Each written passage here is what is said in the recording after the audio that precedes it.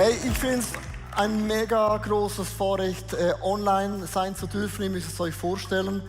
Wir sind normalerweise so 3000 Gottesdienstbesucher am Wochenende in ICF Zürich. Und durch die Online-Community von Österreich, Deutschland, Schweiz, around the world sind es gegen die 20.000 Menschen, die irgendwo in einem Computer einschalten. Und hättest du mir das gesagt vor einem Jahr, hätte ich gesagt, du Dreamer, du. Und jetzt ist es Realität geworden. Und lasst uns doch diesen Leuten online, wo auch immer, einen Applaus geben. In allen Settings, come on.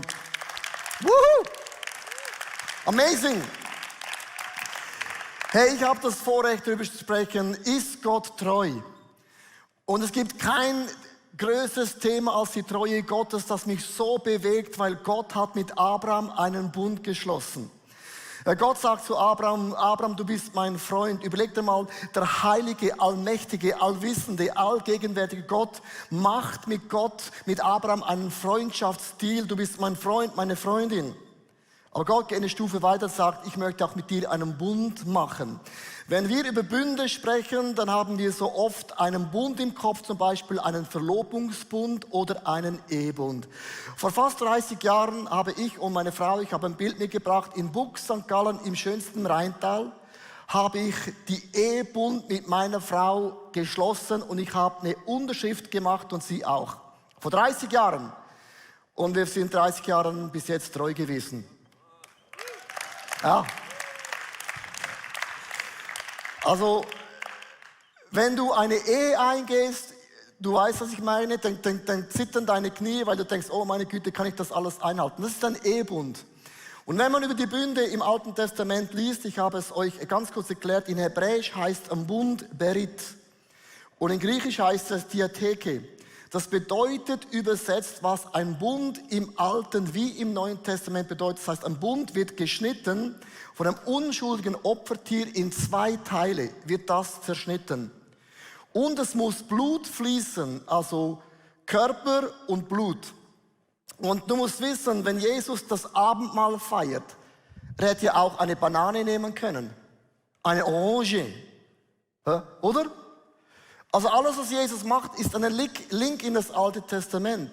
Jesus nimmt ein Stück Brot, das steht für einen Leib, einen Körper, und es wird, wie im Alten Testament, in 2 Teile gebrochen. Und er brach das Brot, mit denken die, ja okay, dann bricht das Brot. Das war ein prophetisches Bild zum Bund von Abraham. Und dann nahm er den Wein symbolisch für das Blut und sagte, dieses Blut ist der neue Bund ausgegossen für eure Sünden. Das Abendmahl, liebe Frauen und Männer, wenn man das einnimmt, ist eine Erklärung zum Bund, den Gott mit Abraham gemacht hatte. Den Blutsbund, über den ich heute spreche, den Gott mit Abraham machte, findet man sehr, sehr oft in der Bibel. Zum Beispiel Gott machte mit Abraham einen Blutsbund. Abraham mit Abimelech, den Jakob mit Laban, den David mit dem Jonathan, Gott mit Israel und Jesus auch mit uns. Und wenn man über diesen Bund nachdenkt, denkt man, ja, mega cool. Und es gibt eine Sache, das hat mich mega fasziniert. Weil es gibt so gewisse Dinge, die wir tun, wo wir keine Ahnung haben, warum ist das so. Zum Beispiel habe ich ja meine Frau geheiratet. Und dann ist da das Hochzeitsfest und du denkst, wann gehen die Leute endlich? Weil wenn du mit dem Sex wartest bis zur Hochzeit, dann ist die Hochzeit, dann ist das Ende. Und ich habe ein Bild mitgebracht, ganz kurz vor unserer ersten Nacht. Weiter gehe ich nicht. Und wenn man das so anschaut, denkt man, ja, da geht man ins Hotelzimmer, hat Sex und wow. Hast du gewusst, dass beim ersten Mal, wo du Sex hast mit deiner Frau, dass da ein Blutsbund stattfindet? Fleisch und Blut. Für was gibt es das Jungfernhäutchen? Das bedeutet, beim ersten Mal Sex zerbricht das Jungfernhäutchen und Blut fließt raus. Und in dem Moment hast du einen Blutsbund gemacht mit deiner Frau, mit deinem Mann. Und darum sagt Gott, beim ersten Mal Sex, du hast geheiratet, du kannst das gar nicht mehr rückgängig machen. Und es heißt hier in Sprüche 2, Vers 17, Dem Mann, dem sie in ihrer Jugend geheiratet hatte, ist sie untreu und damit bricht sie den Bund, den sie vor Gott geschlossen hat. Liebe Frauen und Männer, warum lohnt es sich, auf den Sex bis zur Hochzeitsnacht zu warten? Weil du da einen Blutsbund machst mit deinem Mann und mit deiner Frau. Und ich finde es so krass, weil viele denken, oh, bumm, ist gebrochen, Blut fließt raus. Das heißt mit anderen Worten, du schließt vor dem Gericht einen Bund, vor deinen Eltern einen Bund, beim ersten Mal Sex schließt du auch einen Bund vor dem allmächtigen Gott im Himmel. Und lasst uns für diese Tatsache Gott einen Applaus geben. Und zwar richtig laut. Ich habe an der ersten Hochzeitsnacht mit meiner Frau einen Blutsbund gemacht. Und das ist so mega krass. Wenn man in den Bund eintaucht und du brauchst heute einen Stift und Papier, einen Laptop, weil ich werde euch heute 9 Punkte erklären, warum ist Gott treu.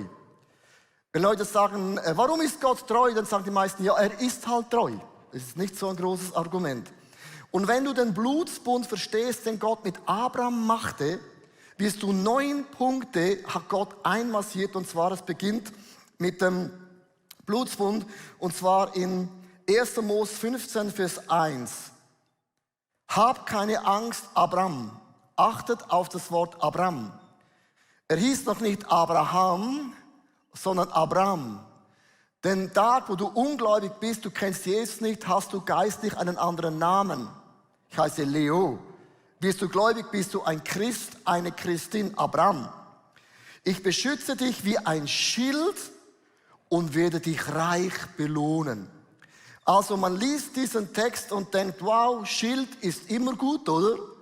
Und den Lohn ist auch gut. Und die meisten von uns, wenn wir nicht den Blutsbund verstehen, versteht man nicht diese Einleitung, die Gott mit Abraham machte. So, ich möchte es euch ganz kurz demonstrieren, diese 9 Punkte.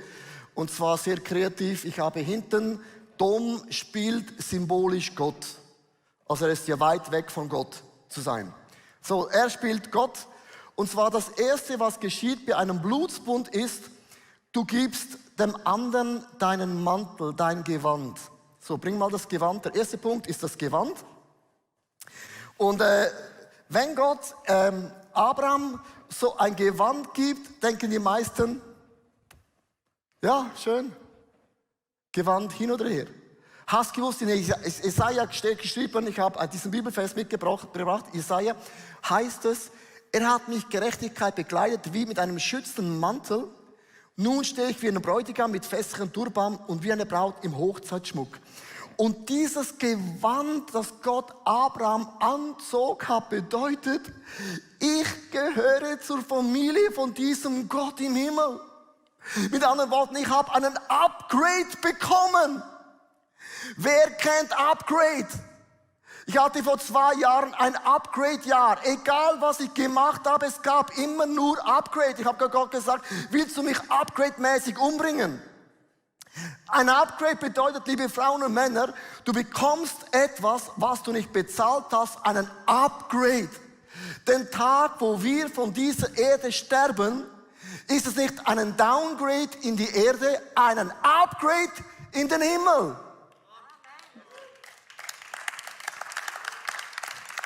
Weil seit einem Jahr in der Corona-Krise hörst du nur, Sterben ist schlimm. Nein, Upgrade hat Gott uns versprochen. Hey, vor 2 Jahren, ich habe ein Bild nachgeschaut gestern, flog ich von Dubai nach Hause und ich bekam ein Upgrade in das First. Das ist wie eine eigene Wohnung. Und ich kam dahin, ich war noch nie First geflogen, kam dahin, da fragt mich die Stewardessin, was möchten Sie? Ich habe gesagt, alles. Und habe gesagt, wollen Sie schlafen? Nein. Wollen Sie eine Vorspeise? Alles. Wollen Sie Wein? Alles. Wollen Sie duschen? Immer. Und ich habe eine halbe Stunde vor der Landung geduscht und mich rasiert, obwohl es gab nichts zum Rasieren. Ich habe alles gemacht und ich habe kein Auge zugedrückt, weil ich wollte diesen Upgrade nicht verpassen. Liebe Frauen und Männer von Jesus Christus, wenn Gott uns sagt, wie beim verlorenen Sohn, der Vater zieht dem Sohn ein Gewand an, bedeutet das, wir haben den Upgrade von Gott im Himmel bekommen. Auf uns wartet der Himmel. Es ist wie wenn du einsteigst beim Flugzeug, du siehst schon Upgrade drauf, hast noch nicht Upgrade hingesessen, ist das Gleiche. Der Upgrade-Himmel wartet auf uns. Das Zweite, man tauscht sich den Gürtel aus. Viele denken, ja, den Gürtel hat man an, damit die Hose nicht runterrutscht. So, jetzt bringt mir Gott diesen Gürtel mit einer Waffe. Ein Schwert habe ich jetzt da mitgebracht. Es könnte auch ein Pfeilbogen sein. So. Gut. So, weißt du, was das bedeutet, wenn Gott sagt, ich bin dein Schutzschild, Abraham? Gott sagt, hey Abraham, wenn irgendjemand gegen dich ist, dann hat er ein Problem mit mir. Ich kämpfe an deiner Seite, Abraham. Hast du gewusst, dass nicht du kämpfst, sondern Gott an deiner Seite kämpft? Und ich möchte dir sagen, Gott kämpft besser als du. Du kannst Gott nicht besiegen. Es ist unmöglich. Gott siegt immer. Als der Feind Jesus angegriffen hatte, sagte Jesus zum Teufel, kannst du es schon machen. Noch niemand hat jemand gegen Gott gewonnen. Ich bekomme manchmal E-Mails und Briefe und was auch immer, das da alles reinkommt, Spam und alles Mögliche. Manchmal sagen Leute, ich bin so wütend auf das ICF. Ich werde ICF vernichten. Ich sage immer, versuch es. Du kämpfst nicht gegen ICF, nicht gegen Leo. Der Chef von ICF ist Gott. Und wenn du das versuchst, viel Spaß beim Kämpfen. Gott gewinnt immer und du hast keine Chance. Hey, wenn du gemobbt wirst, was auch immer dein Thema ist, Gott kämpft an deiner Seite und du kannst gar nichts verlieren. Und wenn du verlierst das Gewand, dann bekomme ich einen Upgrade. Ich habe ein Bild mitgebracht von einem Löwen. Und ich finde es ein mega schönes Bild, das uns erklärt, wie man kämpft. Du bist wie so ein ganz kleines, herzliches Löwchen. Mega klein. Und hinter dir steht der allmächtige, allschützende, allmächtige Gott und sagt, was auf dieser Welt kann dich zu Fall bringen? Ist das nicht Good News? Komm mal, lass uns Gott einen Applaus geben. Das sind Wahrheiten, das sind Fakten.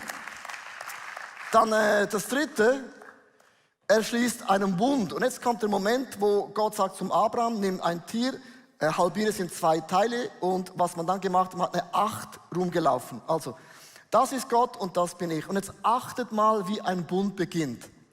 Gott sagt, was mir gehört, gehört mir und was mir gehört mir. Ein Bund beginnt mit anderen Worten, mir gehört noch gar nichts von dir. So, und dann läuft man eine 8 um dieses Tier herum. 8 heißt Neuanfang. Ein Wunder, man kreuzt sich dann da irgendwo. So, kommt dann da wieder zurück. Und wenn man die 8 zu Ende hat, achtet mal die Position. Nach diesem 8 schaut man sich in die Augen und sagt, was mir gehört, gehört dir. Und Gott sagt, was ihm gehört, gehört mir. Wir denken oft, der Bund ist so, was Gott gehört, gehört mir. Das ist theologisch falsch. Ein Bund heißt, Gott, was mir gehört, gehört dir. Verstehst du den Unterschied? Sondern mein Leben, alles gehört dir. Und dann sagst du Auge zu Auge, wenn jemand von uns diesen Bund brechen würde, dann wird er in 2 Teile geteilt. Warum ist Gott treu? Weil er noch nie den Bund gebrochen hatte. Und das bedeutet mit anderen Worten, wenn wir den Bund brechen würden, müssten wir in 2 Teile gebrochen werden. Jetzt sagen die meisten, Halleluja, ich habe noch nie was falsch gemacht. Ich sehe eure Gesichter auch unter der Maske. Ihr Sünder und Sünderinnen. Online sowieso. Überlegt euch diese Aussage. Ist Gott treu? Er hat noch nie sein Wort gebrochen. Der gleiche, gestern, heute, bis in alle Ewigkeit. Habe ich Fehler gemacht? Ja. Und darum, liebe Freunde, nimmt Jesus dieses Brot und sagt, habt ihr nicht die Ehe mit mir gebrochen? Seid nicht ihr immer wieder fremdgegangen? Und Jesus nahm dieses Brot, zerbrach es und sagt, wer sündigt, der muss gespalten werden in 2 Teile. Und Jesus sagt, der gleiche Charakter von Gott im Alten Testament, der nie gesündigt hatte, bin ich auch jemand, der nie sündigt. Und Jesus sagt, an eurer Stelle nehme ich das Zerbrechen, das in 2 Teile geteilt zu werden, auf mich. Das ist die Aussage von diesem Brot. Jesus macht alles neu. Hier ist eine Story von Lydia. Während 17 Jahren litt ich an Essstörungen. Zuerst war ich magersüchtig und später bulimiekrank. Mein ganzes Leben war ein Desaster. Ich hasste mich so, ich hasste das Leben, das ich hineingeboren wurde. Und vor allem hasste ich mich, weil niemand wusste etwas von dieser schrecklichen Situation. Ich heiratete sogar in dieser Zeit und bekam 2 gesunde Kinder, was für mich ein Wunder war. Als ich total am Ende war und nicht mehr weiter wusste, ging ich zu einem Pastor. Er hat für mich gebetet und ich war geheilt. Ich konnte es mir nicht vorstellen. Nach 6 Wochen jedoch hatte ich gewaltige Rückfälle. Ich wusste nicht mehr weiter, aber spürte, dass ich Hilfe brauchte. Und so ging ich zu Personen, die gläubig waren und die haben mich ein Stück auf meinem Weg begleitet. Entschuldigung. Aber in dieser Zeit durfte ich meinen Jesus Christus kennenlernen, mein Erlöser. Das war so ein gewaltiger Einschnitt. Ich hatte weiterhin solche Abstürze, aber dennoch habe ich in meinem Inneren etwas ganz Neues gefühlt. Ich spürte, wie jedes Mal, wenn ich abstürzte, hatte ich deine Hand, die stellte mich wieder auf feste Füße. Ich habe noch nie eine solche Liebe und Annahme gespürt. Und mein Hass auf mich selber, der so zerstörerisch war, den hatte ich verloren. Heute bin ich hier als geheilte, gesunde Frau und nichts mehr erinnert mich mehr an meine Sucht. Diesen Monat werde ich 71 Jahre alt. Ich bin so glücklich für mein Leben und ich bin erstaunt, was Gott noch in mich hineingesetzt hat. Er hat Gaben und Ideen in mich hineingelegt, die ich nie mir selber zugetraut hätte. Und ich bin meinem Abba so dankbar, dass er mich beflügelt hat und so lebe ich heute wirklich sehr, sehr dankbar und bin überaus glücklich. Come on. Woo! Wow. Verstehst du, der Bund ist so krass, du drehst eine 8 und wir versagen immer wieder, das ist einfach so. Und Jesus nahm das Brot und hat gesagt, wer den Bund bricht, der wird in 2 Teile geteilt. Und Jesus schaute den Jüngern in die Augen und er wusste, alle von diesen Jüngern, die werden am Kreuz davonspringen wie Osterhasen. Und dann nahm Jesus den Kelch, 1. Korinther 11, Vers 25, desgleichen nahm er auch den Kelch nach dem Mahl und sprach, dieser Kelch ist der neue Bund, Achtung, neue Bund in meinem Blut. Das tut, so oft ihr daraus trinkt, zu meinem Gedächtnis. Wenn Jesus diesen Kelch nimmt, und wir oft so denken, okay, ich nehme ganz kurz dieses Abendmahl. Im Abendmahl proklamierst du den Blutsbund vom Alten Testament. Wir erinnern uns daran, dass Gott die 8 gedreht hat und er wird nie den Bund auflösen, brechen, egal was wir tun, noch tun werden. Es ist unmöglich. Und das ist die Symbolik von diesem Abendmahl. Punkt Nummer 4. Erhebe den rechten Arm und mische das Blut. Man hat dann den rechten Arm genommen. Der rechte Arm heißt, das ist die segnende Hand, das ist die beschützende Hand, das ist die leitende und auch die führende Hand. Und man hat einen Schnitt reingemacht und dann hat sich gegenseitig so diese rechten Hand genommen und hat gesagt, wir haben einen Bund zusammen gemacht, der soll für immer bleiben. Jetzt Achtung! Das heißt, meine segnende Hand, meine führende Hand, meine leitende Hand hat das Blut von Jesus an den Händen. Das heißt, ein Blutsbund bedeutet, dass mein Blut fließt in das Blut von Jesus und das Blut von Jesus fließt in mich hinein. Warum ist dieser Blutsbund so wichtig? Es ist mega schön im Leben, wenn du etwas gut machst und du bekommst Lob und Anerkennung und Feedback. Das wünschen wir ja uns. Ich sage, Applaus ist wie ein Trinkgeld, das man bekommt in einem Restaurant. Das ist schön, wenn man das bekommt, aber niemand kann vom Trinkgeld leben. Der Lohn kommt von Gott. Und mein Lohn, der segnende Lohn, der führende Lohn, der beschützende Lohn, fließt durch meine Adern. Und das ist dieser Gott im Himmel. Der 5. Schritt, und das finde ich mega cool, man hat dann die Namen geändert.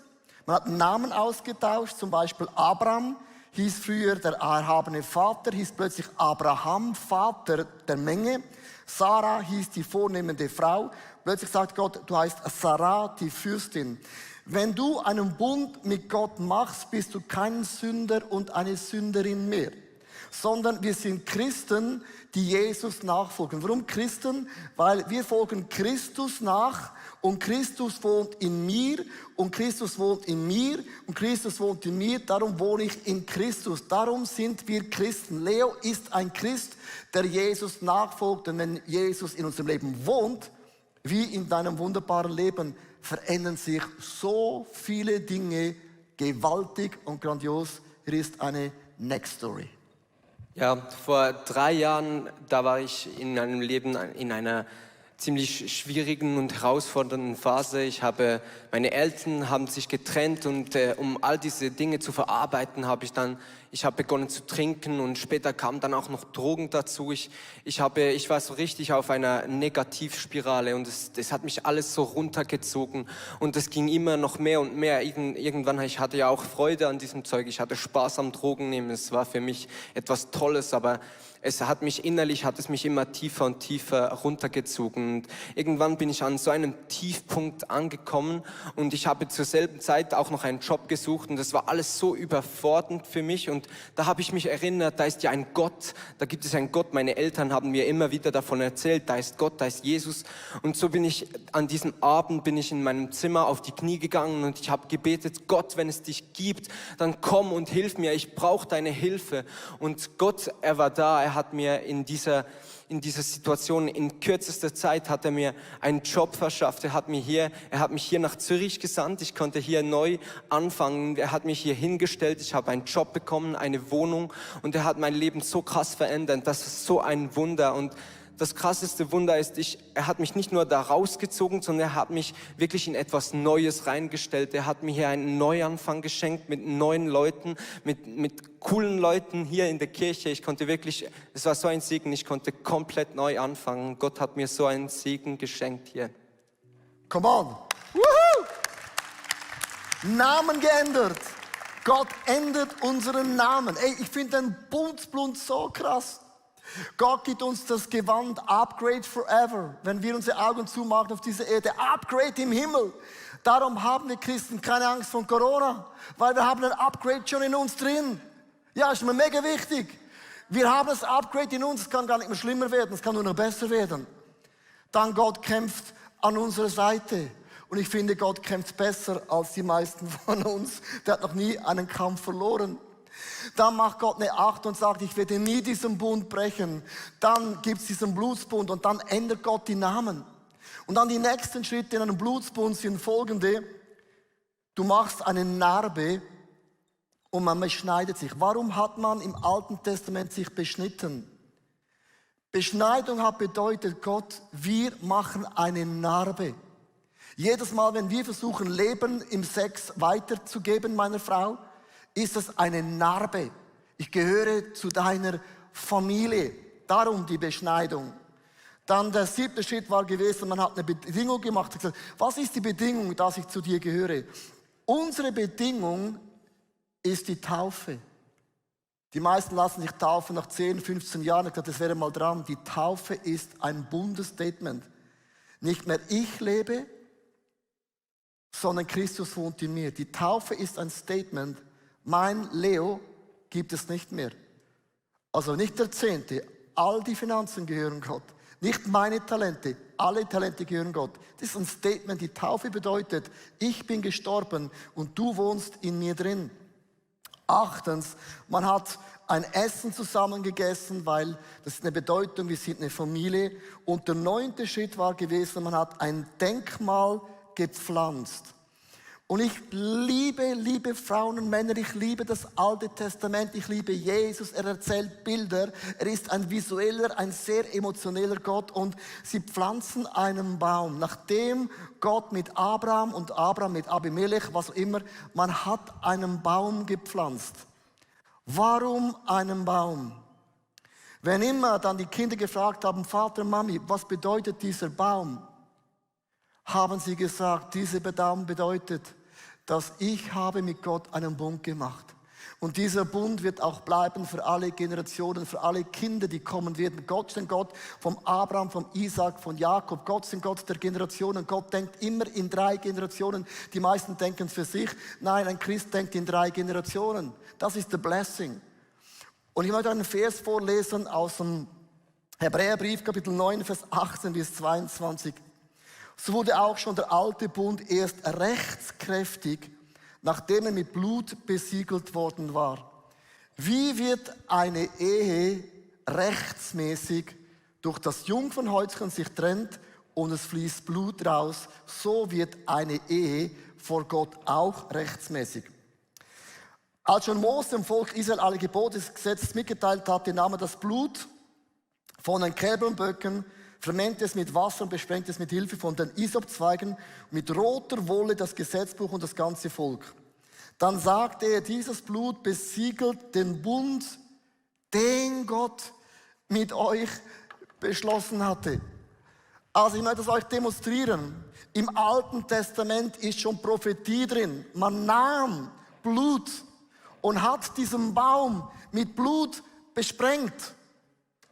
Weißt du, wie der Baum aussieht? Sagen Leute, Papi, der Baum hat Blut. Der Baum hat ein Problem. Der Baum ist ungesund. Warum dieses Blut? Weil während du das besprengst, ist deine Hand wieder blutig. Deine segnende, deine beschützende Hand. Und was ist dieser Baum im Neuen Testament? Jedes Mal, wenn wir Christen im Neuen Testament dieses Kreuz sehen, Holz wie dieser Baum, Blut ist daran, erinnere ich mich daran, dass Jesus an meiner Stelle diesen Bund nie aufgelöst hatte. Er nahm das Brot und zerbrach es, weil ich der Pflock versage. Und er nimmt den Kelch und sagt, das ist der neue Bund. So oft du dringst, gedenke daran, was ich getan habe.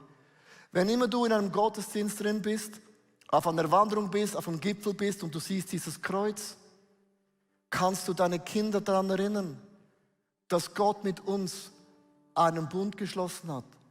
Ist Gott treu? Wir sagen, dem. Darf dich einladen, online und in allen Locations, einfach Gott Danke zu sagen, dass er nie aufgehört hat, für uns zu kämpfen. Dass er nie aufgehört hat, für uns zu lieben. Dass er nie aufgehört hat, aus dem größten Mist Dünger zu machen. Wenn Gott das nicht machen würde, wenn Gott, liebe Frauen und Männer, wenn Gott unsere Scheiße nicht nehmen würde und er kann es umformen, dann wären wir alle verloren. Weil Paulus sagt, wieso sündigen wir Christen noch? Weil wir wollen ja das Gute tun und tun oft die Scheiße. Wir alle kennen diesen Bibeltext und liebe Freunde, darum macht das Kreuz doch mehr Sinn. Weil es ist eine einseitige Liebesbeweis, dass Gott niemals von uns weichen würde. Freunde, ja, aber nicht ein Blutsbund. Den kann man nicht mehr brechen. Lieber Jesus, ich danke dir, dass du an meiner Seite dein Leib zerbrochen hast. Du hast dein Blut fließen lassen für all meine Sünden und Fehler. Danke hast du mir einen neuen Namen gegeben. Mein altes Ich habe ich in der Taufe beerdigt. Ich habe es beim Wasser proklamiert, mein altes Leben ist vorbei. Ich bin aufgestanden als ein Zeichen, Christus wohnt in mir.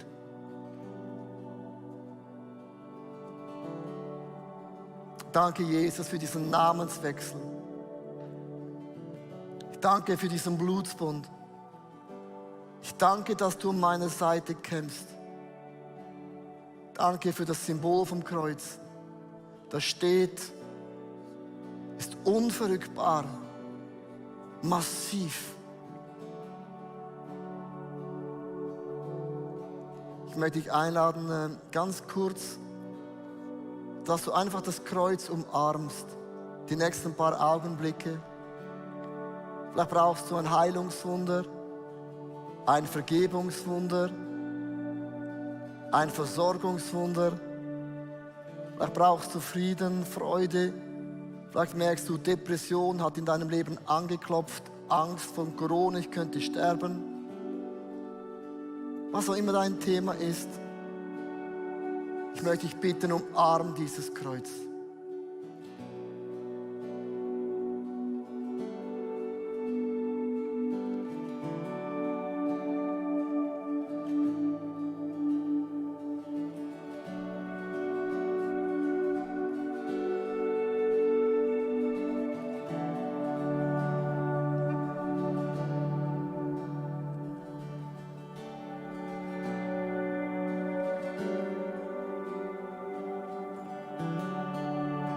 You are so, so good.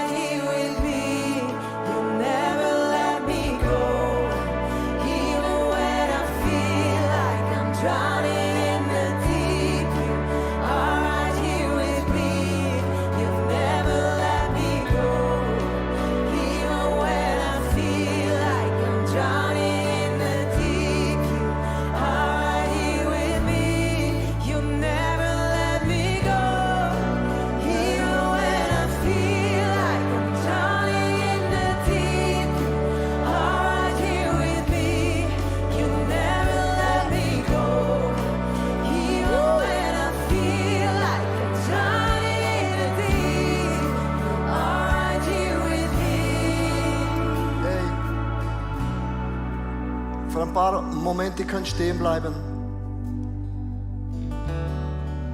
Alleine dieses Bild ist ein Bund. Das Gewand bedeutet, du hast einen Upgrade, du gehörst zur Familie Gottes. Das Schild bedeutet, Gott kämpft für mich. Es bedeutet, dass wenn ich Gott die Treue brechen würde, es Gott nicht tut. Es bedeutet, dass an meinen Händen ist das Blut von Jesus Christus. Die segnende Hand bedeutet, die Gnade Gottes ich habe es nicht verdient. Gott hat meinen Namen geändert. Er nennt mich nicht Sünder und Sünderin mehr. Der Teufel klagt mich an. Aber Gott sagt, du bist mein Sohn und meine Tochter. Ich habe eine Narbe in meinem Herzen. Ich habe einen Bund geschlossen mit Gott in meiner Taufe. Ich nehme mit Gott mal das Abendmahl. Ich erinnere mich an die Güte von Gott und jedes Mal, wenn ich dieses Kreuz sehe mit dem Blut dran, dann ist eine Botschaft. Ist Gott treu? Voilà. Bin ich treu? Voilà. Merkst du, das Voilà hat zwei Nuancen. Voilà. Bin ich treu? Voilà. Was auch immer dein Voilà ist, that's Church, das Glaube. Gott bricht diesen Bund nicht. Wenn wir dieses Lied singen, du bist gut, dann singen wir, die Treue Gottes ist dieses Symbol, dieses Kreuz, dieses Blut, dieses Schwert, dieses Gewand, meinen neuen Namen. Lass uns Gott, come on, einen Applaus geben. Come on, lass uns ihn geben. Woohoo!